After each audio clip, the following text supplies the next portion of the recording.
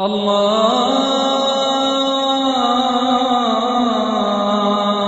Akbar, Allahu Akbar, Allahu Akbar, Allahu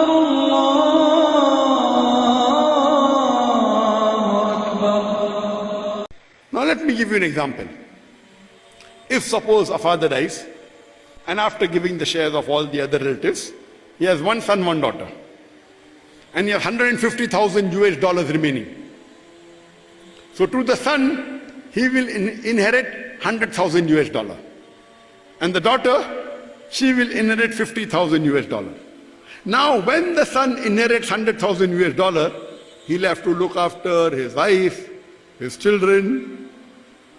Maybe he will spend $80,000 looking after the wife and the children and the other relatives who come under his care. But the woman, when she inherits $50,000, she need not spend a single dollar on anyone. If she wants to do voluntary, it's different. She need not.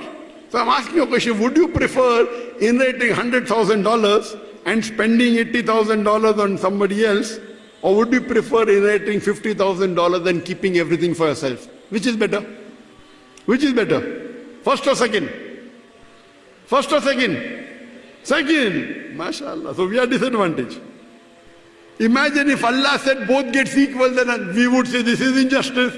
You lay shoulder on, you lay burden on a shoulder. We have to look after our wives, after children, maybe our parents, and you give same equal share. So Allah subhanahu wa ta'ala is unjust in the least degree. Surah Nisa chapter verse 40. So that's the reason in Islam, because Allah is just and the financial burden is not laid on the shoulder of the woman inherit half of that of the male counterpart, but yet financially they are more secured. The 17th most common question asked by the non-Muslim regarding Islam is that when Islam is such a logical religion, how do you believe in life after death?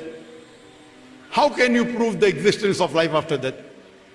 And the reply to this question, I say that if you analyze the Quran, there are 6,236 verses in the Quran.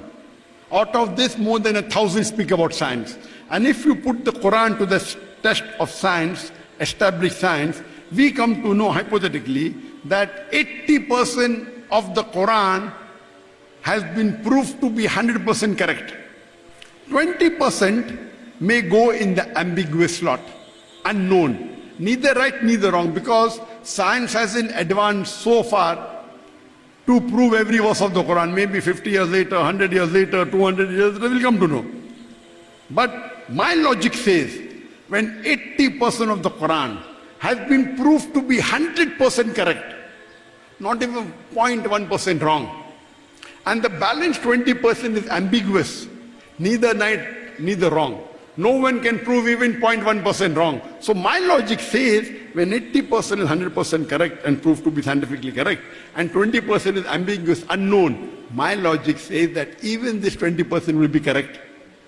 So when the Quran says there is life after death, it is not a blind belief. It's a logical belief. It's a scientific belief. Today science has an advance to prove there is life after death. Quran says there is life after death. Quran says in Surah Mulk chapter number 6 and verse number 2, Alladhi khalaqal mawta wal hayata. It's Allah who has created death and life to test which of you is good in deeds. That means this life is a test for you.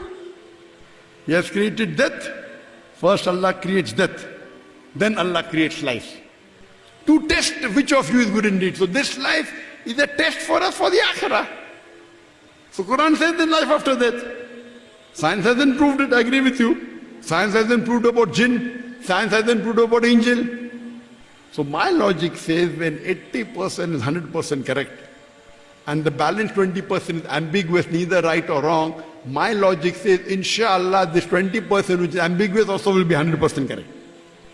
Now today, let us try to prove logically about the concept of life after death.